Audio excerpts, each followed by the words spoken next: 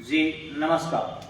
तो मैं बार बार लाइव आने की कोशिश कर रहा हूं और हमारे फ़ोन में किसी न किसी प्रकार के कोई डिसऑर्डरेंस हो जा रहा है, लेकिन चलिए इस बार ईश्वर से प्रार्थना करते हैं कि अच्छे ढंग से मोबाइल काम करे और अच्छे ढंग से आप लोगों तक मेरे कुछ विचार पहुंच सके और अपना भी राय आप लोग जरूर दीजिएगा। इस राय से परहेज नहीं करना। हाँ, तो मैं आज इस टॉपिक को लेकर आया हूँ 18वीं लोकसभा चुनाव 2024। ये देखिए 18वीं लोकसभा चुनाव 2024 विशेष तौर पर बिहार और महाराजगंज के लिए क्या होना चाहिए, इसकी रूपरेखा क्या है और जनता इसको किस रूप में देख रही है, इस पर भी थोड़ा मंथन करेंगे। एक राजनीतिक तौर पर नहीं बल्कि एक अनुभव रखने वाले आपके सहयोगी के रूप में, लेकिन आपको भी मंथन करने की आवश्यकता है इन चीजों में।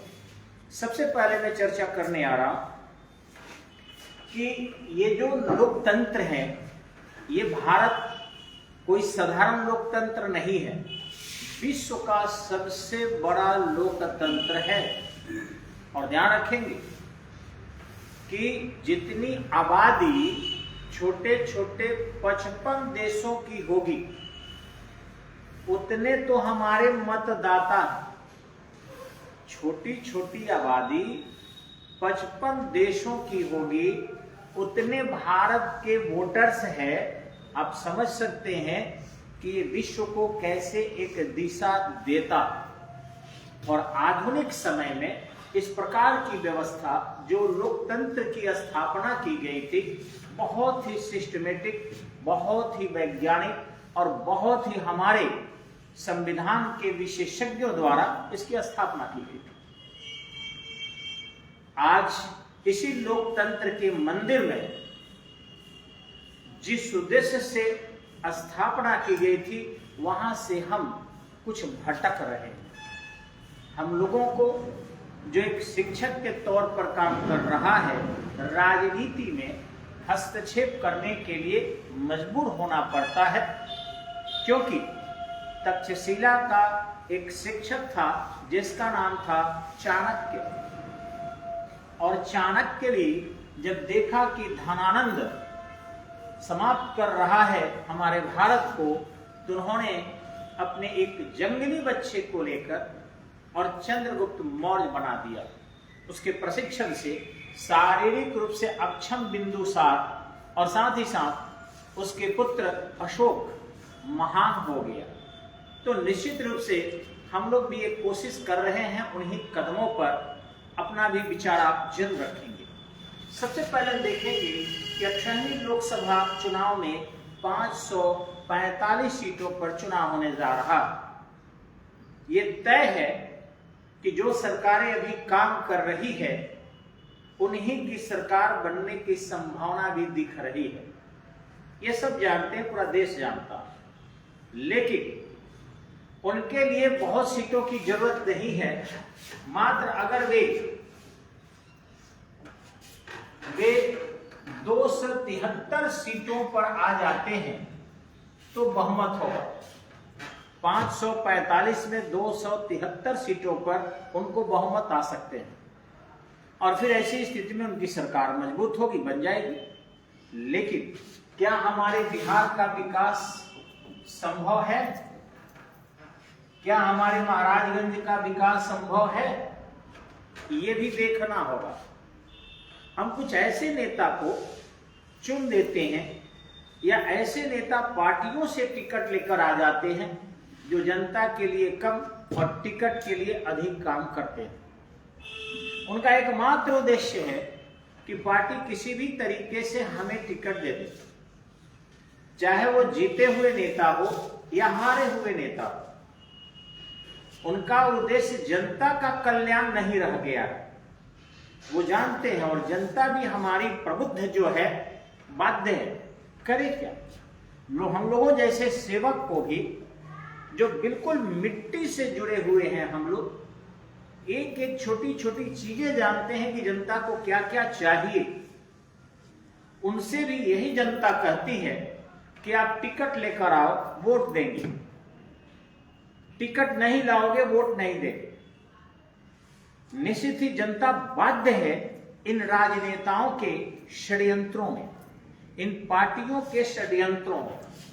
अतः अब कोई भी उम्मीदवार स्पष्टतः जो महाराजगंज का है या फिर बिहार का है, वह कोई भी उम्मीदवार जनता के चक्कर में नहीं रहता, चाहे वो विधानसभा चुनाव हो या लोकसभा चुनाव हो।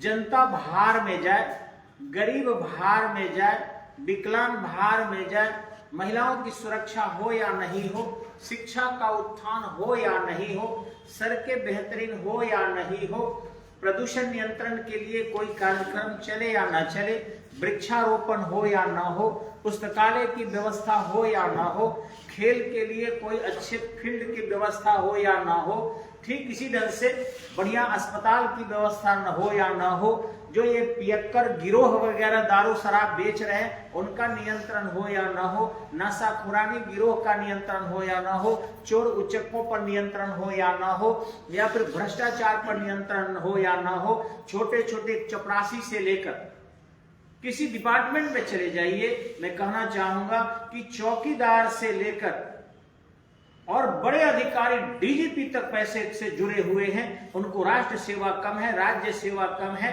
उनको जनता की सेवा कम है और माल की चिंता ज्यादा। जिस पद पर जाइए 90% से ऊपर लोग पूरी तरह केवल पैसे पैसे पैसे पैसे के चक्कर में पड़े हैं। इन नेताओं के द्वारा उन पर लगाम नहीं लगाए जा रहे हैं, क्योंकि वो जानते हैं कि जनता उसी को वोट करेगी जो पार्टी का टिकट लेकर आए। इसलिए चाहे वो छोटे पार्टी के किरदार हो या बड़े पार्टी के नायक हो, सभी अपने पार्टियों के ही चमचागिरी में लगे रहते हैं। कहां से हम भी पैसा का व्यवस्था कर दे, कैसे पार्टी को फंड कहीं से दे दे, भले वो शराब बेचवाते हो, भले वो पेट्रोल पंप है तो कम तेल देते हो, गैस एजेंसी है तो कम गैस देते हो, ठेकेदारी से कमीशन कमाते हो, या तरह तरह की बहुत सारी चीजें। यानी जितने को नेता बनना है वो भली भांति जान गए हैं कि बड़ी पार्टियों को 5 करोड़ दे दो टिकट मिल जाएगा, 10 करोड़ दे दो टिकट मिल जाएगा। और आप बिहार में छपरा में तो देखे हैं कि जीते हुए लोगों को भी अगर कम पैसा दिया तो पार्टी ने उनको टिकट नहीं दिया, और जो ज्यादा पैसा दिया दूसरे पार्टी के लोगों को भी अपने पार्टी में डालकर टिकट देकर और पार्टी होने के नाते जीत मिल गई। आपने देखा है, छपरा के लोग सब समझ रहे हैं। ठीक इसी ढंग से सीट ट्रांसफर भी होता है।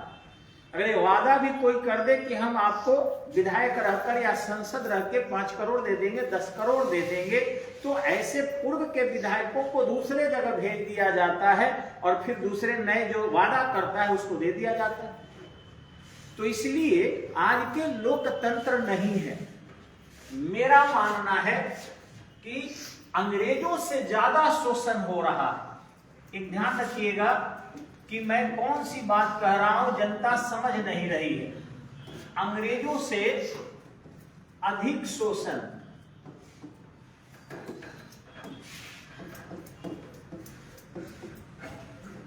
अधिक शोषण किया जा रहा है, और जितने भी नेता है ये लोकतंत्र नहीं है, अब आपका पार्टी तंत्र है। और ये पार्टी तंत्र भी 2 आधार पर निर्भर हो गई है पूरी की पूरी तरह। एक जाति तंत्र पर, जाति तंत्र पर, और दूसरा धर्म तंत्र पर। ये 2 ही पर अब राजनीति हो रही है, बाकी कुछ भी भारत की राजनीति में नहीं बचा। घूम फिर कर हम वही आ गए, फिर चूहिया की चूहिया। जिस जात पात की लड़ाई हम लड़ रहे थे गुप्त काल में, विदेशी आक्रांता आ गए। जिस जात पात की लड़ाई हम लड़ रहे थे उत्तर वैदिक काल में, विदेशी आ गए। सब कुषाण, पहल और पार्थियन इस भारत में छा गए। और गुप्त काल में इसी ढंग से हम लोग ऊंच नीच छुआछूत लेकर चले। मुस्लिम आक्रांता आ गए जस्ट उनके बाद। और यही चीजें मुगल काल में भी हुई। धर्मतंत्र, औरंगजेब कट्टरवाद की नीति अपनाया, फिर विदेशी सत्ता आ गई, पुर्तगाली, अंग्रेज, स्पेन, फ्रांसीसी सब आ गए भारत में। अब नहीं आएंगे ये तो श्योर है कि भारत की सैन्य तंत्र बहुत मजबूत है। भारत के संविधान बनाने वालों ने संविधान मजबूत बनाई है। हमारा सर्वोच्च न्यायालय है जो इस देश की रक्षा में अहम भूमिका निभाता है, कोई ज्यादा उल्लंघन नहीं कर सकता। तो कुछ ऐसे लोकतंत्र में हमारे संविधान में मजबूत कड़ी है जो इन लोगों के द्वारा हजार वैमनस्यता फैलाने के बावजूद भी देश सुरक्षित है था, रहेगा। हमारे देश के जो नौजवान है अपनी बलि देकर भी सीमा पर इस देश की सुरक्षा में लगे हैं। इसलिए इन नेताओं के लड़ाने पर कोई अंतर पड़ने वाला नहीं है। लेकिन अब जान रहे हैं कि आज हमारा लोकतंत्र नहीं है। कौन सा तंत्र है? पार्टी तंत्र। और इस पार्टी तंत्र में क्या हावी है? जाति तंत्र और धर्म तंत्र, ये दो हावी है। विकास नहीं है, विनाश है। लेकिन देश के अन्य क्षेत्रों में मान लीजिए कोई व्यक्ति अगर काजू खा लेता है, बादाम खा लेता है, दूध पी लेता है, उसको रोटी नहीं भी मिलेगी तो काम चल जाएगा। पंजाब है, गोवा है, हरियाणा है, आपके महाराष्ट्र है, केरल है, तमिलनाडु है, पश्चिम बंगाल है, ये समृद्ध राज्य है। यहां पर अगर कोई रोटी नहीं भी खाएगा तो चल जाएगा, क्योंकि वो काजू, किशमिश, मुनक्का खाने वाले क्षेत्र के लोग हैं। हमारे बिहार के लोग तो समझ सकते हैं ना। इसलिए बिहार और विशेषकर मैं महाराजगंज, छपरा की बात कर रहा हूं। यहां पर अगर जाति तंत्र, पार्टी तंत्र पर हम अगर वोट करना शुरू कर दें तो क्या बिहार का विकास होगा? नहीं होगा। यहां देख रहे हैं कि छपरा में जितनी गंदगी है, शायद इतनी गंदगी, इतना प्रदूषण कहीं नहीं है। जिस गली में जाइए कूड़ा कचरा व्याप्त है, सांस लेने में कठिनाई हो रही है। मच्छरों की इतनी संख्या है कि कोई भी एक स्थान नहीं जहां 1 मिनट के लिए सुरक्षित आप खड़ा हो सके। मच्छर भर जा रहे हैं एकदम से। मच्छर की दवा से नहीं होगा, उससे ज्यादा प्रदूषण धुआं करके किया जा रहा है, फॉगिंग करके किया जा रहा है। जितने देर में फॉगिंग हो रही है उतने देर में लग रहा है कि दम घुट रहा है। सफाई से मच्छर खत्म होते, ये नालियों को ढकने से मच्छर खत्म होते, खुले में पानी की व्यवस्था नहीं होती तो मच्छर खत्म होते, कूड़े कचरे के निपटान बेहतरीन होता तो मच्छर खत्म होते। साथ ही बच्चों को खेलने के लिए, कूदने के लिए कहीं फील्ड चाहिए। लोगों को, जो वृद्ध लोग हैं, हमारे अभिभावक के लोग हैं, उन लोगों को घूमने के लिए कचहरी स्टेशन के पटरियों पर चलते हैं। उन्हें जगह नहीं है, ये ओवर ब्रिज पर चलते हैं, उन्हें भी जगह नहीं है। गाड़ियां मार सकती है, प्लेटफॉर्म टिकट के लिए चेक इन हो सकता है, पकड़े जा सकते हैं, जगह नहीं है उनको। राजेंद्र एक के स्टेडियम है तो भीड़ तंत्र है, मजबूरी में सारी लोग वहीं पर एकदम बस के जैसा मांस में मांस गुथे हुए काम करते हैं। कोई क्रिकेट खेल रहा, कोई दौड़ रहा है, कोई वॉलीबॉल खेल रहा है, कोई फुटबॉल खेल रहा है, जगह नहीं है। एक छोटा सा स्टेडियम है और इतनी बड़ी आबादी, एक से एक आपने विधायक बनाया छपरा में, लेकिन कोई सी भी व्यक्ति को यह नहीं पता कि विकास कैसे होता है। हम जानते हैं आगे भी उन्हीं को बनाएंगे जो कि पार्टियों के पैसे देने के लिए वो जीते हैं, और कुछ जो क्षेत्र में नेता दलाल है वोट के, उनको पैसे देने के लिए वो काम करते हैं। उनको पता है चुनाव कैसे जीता जा सकता है। पार्टी को 10-5 करोड़ दे दो, टिकट मिल जाएगा। बड़े नेताओं के जहां भी सभा हो वहां पर पहुंचकर सारी व्यवस्था कर दो, टिकट मिल जाएगा। और जो क्षेत्र और मोहल्ले के कुछ तथाकथित दबंग वोट बेचने वाले हैं, वोट के ठेकेदार हैं, उनको 2-2.5 लाख रुपया पर मोहल्ले बांट दो, वोट मिल जाएगा, टिकट मिल जाएगा, वोट मिल जाएगा। बस इतना ही पर राजनीति आके टिक गई है बिहार। अब इससे निजात के लिए क्या किया जाए?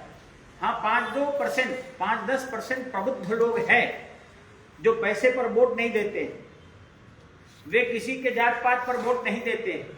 लेकिन क्या 5-10% वोट से कुछ होने वाला है?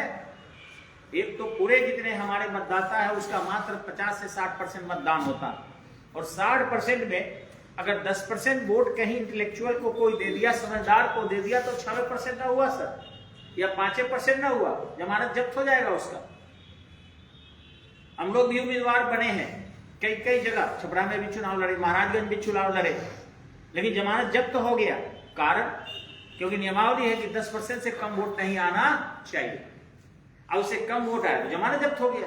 तो प्रबुद्ध लोग 10% से कम है, इसलिए वोट कम आया। हम चाहेंगे उन्हीं शिथिल आत्माओं को जागृत करने की कि आप क्या समझ रहे हो कि ये जाति पाति तंत्र से तुम्हें लोकतंत्र मजबूत होगा? हर इंसान वो दोषी है जो राक्षसों को शक्ति देता है। आप दोष देते हो कि नेता दोषी है, मैं नहीं मानता, क्योंकि आप ही से तो आशीर्वाद लेकर और वो देश का शोषण करता है। आप अगर राक्षस को शक्ति दोगे तो मजबूत कौन होगा? राक्षस मजबूत होगा। दोषी कौन होगा? जो राक्षस को शक्ति दे रहा है, शोषक को शक्ति दे रहा है। आप अगर धर्मतंत्र पर जा रहे हो तो ये भी बुरी चीजें हैं, ये भी स्थिरता से विकास नहीं करेगी। इसलिए जनता को बिल्कुल एक आवाज लगानी चाहिए कि हम पार्टी तंत्र पर नहीं जाएंगे। और ये जब तक जनता नहीं सोचेगी, ये तय करना है। खल्ला मार्केट में फैलता है, नहीं खल्ला पार्टी जीतेगी। अरे पहले ही से कैसे? वो अपना आदमी रखते हैं, उनकी मीडिया पर पकड़ है, आपके आंखों तक वो लिखा हुआ पहुंच जाता है, कानों तक घुसा दिया जाता है कि फलना जीत रहा है। अरे वोट अभी मिला नहीं, जीत कैसे रहा है? वोट तो आपको देना है ना, लेकिन घुसा दिया जाता है और आप बाध्य हो जाते हैं वहीं बटन दाबने के लिए। कौन जीत रहा है हो, के जीतता हो, केकरा के वोट दिया हो, कैसे कोई जानता है? लेकिन वो हवा फैला दिया जाता है कि नहीं फलना तो पक्का जीतेंगे, फलना का इस बार बोलबाला है, गजब। और उसी हवा पर हम लोग अंततः बिक जाते हैं। अपने कंसस को रिजिड रहिए अंतिम क्षण तक, हमें करना क्या, और अपने लोगों को भी जोड़िए कि तुम कहां दो वोट। निश्चित विश्वास है कि अच्छे लोग आएंगे।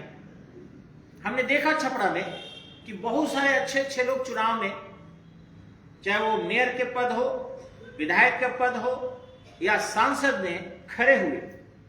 मैं अपने आप को अच्छा नहीं कह रहा कि मैं ही अच्छा हूं, लेकिन इतना तय है कि मैं जो जीवन जिया हूं अभी तक, जिस तरीके के मैं समाज के लिए एक कोचिंग के माध्यम से ही कुछ काम कर पा रहा हूं, अपने पेट भरने के माध्यम से ही जो शिक्षा का अलख जगा रहा हूं, इसमें मैं भी अपने आप को अपराधी नहीं मानता कि मैंने कुछ गलत किया। तो हमारे से बहुत अच्छे अच्छे लोग भी उम्मीदवार बनते हैं, लेकिन उनकी वोटों की गिनती जनता कहती है वो कमाने के लिए कर रहा है। जैसे यहां विधायक में विजया रानी खड़ी थी। आप किसी डॉक्टर के पास जाकर देखिए, अगर 100 रोगी का ट्रीटमेंट करता है तो 5 रोगी ऐसे जरूर मिलते हैं जिसके पास पैसा नहीं होता, वो धक्का मार के नहीं निकाल सकता। ठीक इसी ढंग से अरुण बाबू को देख लीजिए, उनके पास भी बहुत से ऐसे बच्चे पहुंचते हैं, बहुत से ऐसे लोग हैं, लोगों को रोजगार भी दिए हैं, जिनको फॉर्म भरने का पैसा नहीं है, लेकिन उनकी वोट कितनी आई? ठीक इसी ढंग से विजया रानी को वोट कितनी आई? लेकिन वही जिन नेताओं को आप समझते हैं कि समाज के लिए हैं, एक ध्यान रखिएगा, भेड़िया समाज में अगर घूमता है तो उसका एकमात्र उद्देश्य होता है कहीं से मांस मिल जाए। वो घूमते हैं, 10-10 बॉडीगार्ड लेकर पहुंचते हैं आपके दरवाजे पर खाने के लिए। हम तो बड़े बड़े नेताओं को यह भी देखेंगे कि किसी के तिलक में गए और उनके बॉडीगार्ड 18-20 है और पहुंचकर सारा चप कर गए। दुल्हा का वैल्यू नहीं है, दुल्हन की वैल्यू नहीं है, लेकिन वो नेता पहुंच गया तो उस नेता के आगे पीछे कैमरा घूम रहा होता है और सारे चमचागिरी के रूप में उनसे जुड़ जाते हैं, सट कर फोटो खिंचवाते। क्या बता, उनको लगता है शायद उनके दरवाजे पर उतना बड़ा भेड़िया पहुंचा है, इतना बड़ा शोषक पहुंचा है, लेकिन भगवान मान जाते हैं। और जब तुम भेड़िया को ही भगवान मान जाओगे तो दोषी कौन होगा? रावण को शक्ति देने वाले लंका के लोग थे। अंत किनका हुआ? पूरा लंका का अंत हुआ। रावण को बाद में मारा। इसी ढंग से जिसे तुम शक्ति दोगे तुम्हारी पहचान उसी से होगी। मैं हमेशा ही कहता हूं कि जो भी एक भी उम्मीदवार आपको बनता है, भले वो एक ही वोट प्राप्त करे, लेकिन हर लोगों को सोचना चाहिए कि वो इंसान कैसा है, किस तरीके का। आज लोकतंत्र बिहार में आकर मर रहा है, बिहार में आकर आंसू बहा रहा है, बिहार में आकर हार गया है और वहां सिमट गया है केवल जाति तंत्र पर और धर्म तंत्र पर। यह तय है कि कुछ धर्म के लोग मन बना लिए हैं कि हमें किस पार्टी को वोट नहीं देना है। बिहार के कुछ धार्मिक लोग हैं जो गारंटेड बना लिया है कि हमें किस पार्टी को वोट नहीं देना, और जाति में भी वैसे ही है। ये भी तय कर चुके हैं कि हम फलना जाति से हैं, इसलिए फलना पार्टी को वोट नहीं दे, स्पष्ट कर चुके हैं। तो ये जब दो दलों में बट गया है, जाति तंत्र और धर्म तंत्र में, तो बस बच क्या गया। इन दोनों का मूल क्या है? पार्टी तंत्र। अब लोग लगा हुआ है कि हमको पार्टी टिकट दे दे, हमको टिकट दे दे। ये बिसात तो बिछा दी गई है। अब यहां देखिए शुरू है एकदम कॉस्ट देना, 5 करोड़ दे दे, 10 करोड़ दे दे, 20 करोड़ दे दे, एग्रीमेंट कर दे भाई जनता को, लूट लूट कर हम सांसद बन गए तो देंगे, बस पार्टियां टिकट दे दे। जनता के तंत्र नहीं है, लेकिन दावा सब करेंगे। हकीकत अगर विकास होता तो बहुत विकास हुए रहते, लेकिन आज स्वयं जनता काम करती है। ये पैसे इन लोगों को पता भी नहीं, बिहार के पैसे आंध्र प्रदेश जा रहे हैं, बिहार के पैसे तमिलनाडु जा रहे हैं, बिहार के पैसे केरल जा रहे हैं, बिहार के पैसे गोवा जा रहे हैं। उनको कैसे रोका जाए, किस तरीके से बिहार के पैसे को बिहार में रोका जाए और साथ ही केंद्र से अधिक फंड लेकर बिहार का विकास किया जाए। ये काम नहीं है लोगों का, बस काम एक ही बच गया है कि बस जाति तंत्र में और धर्म तंत्र में उलझाकर पार्टी तंत्र से टिकट लेकर और फिर अपना राजशाही स्थापित कर देना है, फिर जनता का दोहन करना है। बिहार का विनाश हो जाए, बिहार बर्बाद हो जाए, बिहार के नौजवान बेरोजगार हो जाए, बिहार के अस्पताल जो है मिटते जाए और प्राइवेट अस्पताल खिलते जाए, बिहार की शिक्षा व्यवस्था डूबती जाए और ये कोचिंग वाले प्राइवेट स्कूल वाले चमकते चले जाएं, बिहार में सुरक्षा जो है नाम की चीज नहीं हो, गरीब और पिसते से ज्यादा पिसते जाए, बिहार छोड़ छोड़कर दूसरे राज्यों में मजदूरी करने के लिए बाध्य हो जाए। बस यही चाहते हैं और आप हम इसी जाति तंत्र और फिर धर्म तंत्र में उलझकर और फिर इन पार्टी तंत्र वालों के वोट करके और झूठी लोकतंत्र जो है वो स्थापित करने की कोशिश करते हैं, जो सेम पॉलिटिकल सिस्टम है, यानी झूठी राजनीतिक व्यवस्था है, झूठी लोकतंत्र है। बिहार के लिए अगर लोकतंत्र चाहिए तो निश्चित रूप से अपने जमीर की आवाज सुनो और वहीं वोट करो जहां तुम जाति से ऊपर उठते हो, जहां तुम पार्टी से ऊपर उठते हो, जहां तुम धर्म से ऊपर उठते हो। धन्यवाद, नमस्कार।